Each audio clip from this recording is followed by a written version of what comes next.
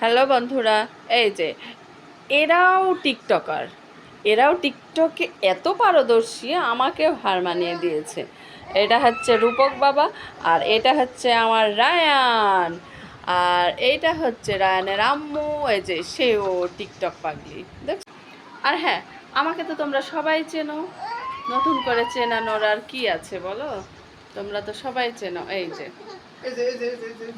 এর বাসা হচ্ছে কুষ্টিয়া কুমারখালী। রূপক, তোমার বাসা কোথায়? কুষ্টিয়া কুমারখালী। কোথায় কোথায় ভালো করে বলো। কুষ্টিয়া কুমারখালী। আর তোমার বাসা কোথায়? এই এই মেয়ে, তোমার বাসা কোথায়? আমার বাসা নাই।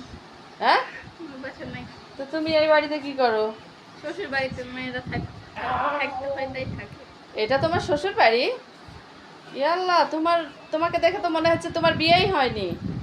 এটা আমার বেবি। হ্যাঁ, এটা তোমার বেবি? আল্লাহ, এই baby baby baby baby Rayan আসো, বলো। ছবি তুলি, ছবি। এই ওইটা তোমার আম্মু? বলো বলো বলো। তো কুষ্টিয়া কুমারখালীতে কি কি দেখার মতো জায়গা আছে? লালন মেলা আছে, লালন শাহ সেতু আছে। আর কি কি আছে?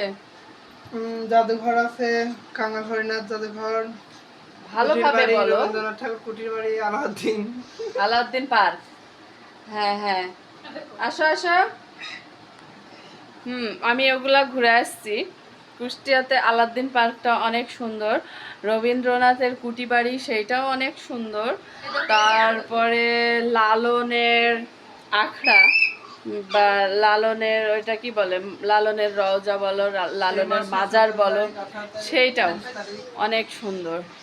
আমি 2-3 বার গেছি এইগুলানে ঘুরতে, খুবই ভালো লাগে। আমি যখনই কুষ্টিয়া কুমারখালী যাই তখনই আমি কিন্তু ওইগুলা দেখে আসি। তো তোমরা যারা এখনো যাও নাই অবশ্যই যাবে, ঘুরে আসবে। তো কি, আমরা যখন কুষ্টিয়া যাব তখন কি তোমাদের বাসায় যাব ঘুরতে? এটা আমার ভাগ্নে আমাদের বাসায় বেড়াতে আসছে, তাই ভাবলাম আমার ভাগ্নেটাকে নিয়ে একটা নতুন ব্লগ বানিয়ে ফেলি। এই কারণেই সে লজ্জা পাচ্ছে। সে কিন্তু একজন টিকটকার, আর তার জীবনের স্বপ্ন জাপান যাওয়ার। সে জাপানি ভাষা শিখতেছে অলরেডি। জাপানের অনেক বন্ধু বান্ধবীদের সাথে জাপানি ভাষায় কথা বলে। হ্যাঁ, অনেক সুন্দর জাপানি ভাষা পারে। তা দোয়া করি আল্লাহ তার মনের আশা পূর্ণ করুক, তাকে যেন খুব তাড়াতাড়ি জাপান পাঠানো হোক।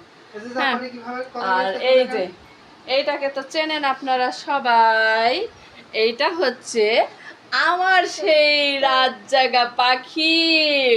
এই দেখো, দেখছো আমার মুখ পায় না যে ছিঁড়ে ফেলবে।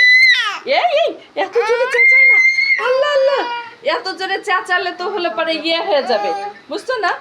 এত জোরে চেঁচালে আমার ফোনের মাইক ফেটে যাবে, আর যারা ভিডিওটি দেখছে তাদের কানের পর্দা। যাও আম্মা যাও, কথা শোনে না। আর আরেকজন,